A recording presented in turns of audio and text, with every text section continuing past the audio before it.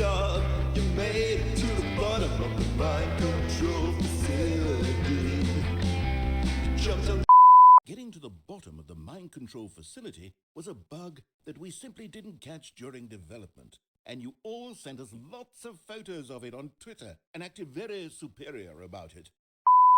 Spread through Stanley's arms. With the bucket in his arms again, he was home. Stanley guessed the correct code by sheer luck. Was it that the bucket knew all along? Was the bucket guiding him?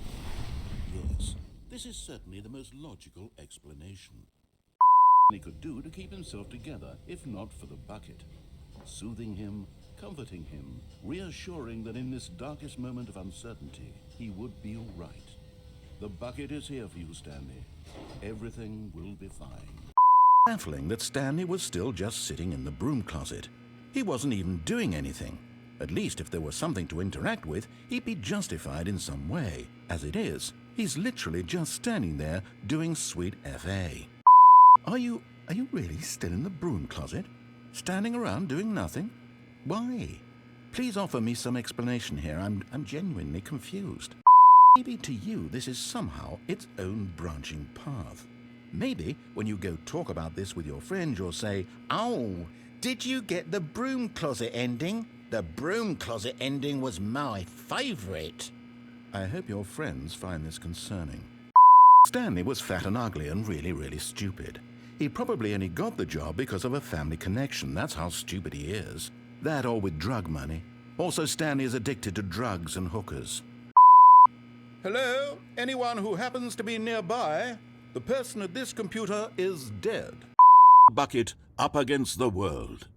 They high-fived in a really cool way, and the bucket made a sassy comment about taking down the system. To take over the machine and claim the power for itself? How could the bucket have betrayed him like this? Stanley was prepared to throw the bucket away in disgust when suddenly an image appeared upon the enormous screen. Birds. Silly birds. Stanley began screaming. Something occurred to Stanley. Maybe, he thought to himself, maybe I am crazy. He looked down at the bucket in his arms. Am I crazy? He asked the bucket. The bucket returned his gaze, but said nothing at all.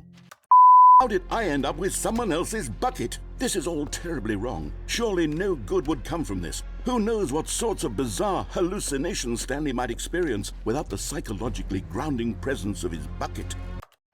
My bucket, I've gone truly mad. Where is it? I must find it. Far off in the distance now, he heard it calling to him. Stanley, it's me, the bucket. This is the story of a woman named Mariella. Mariella woke up on a day like any other. She arose, got dressed, picked up her bucket of comfort and security, and walked to her place of work. Collapsed dead on the sidewalk. Right away, she knew what the problem was. This man had no bucket. Of course he'd gone mad. Wait, Stanley said to the bucket. Can we go back up? When I was pressing those keypad buttons, there was something very intriguing about the number 3. I want to go back so I can try pressing the number 3 again. The bucket said nothing. Here we are, said Stanley. Now I'm going to try out that number 3 button. He took the bucket over to the keypad and began absolutely slamming on the number 3 over and over and... Wow, he said. The number 3 is such a special button. I'm having the time of my life. Nope. It's death for Stanley and the bucket.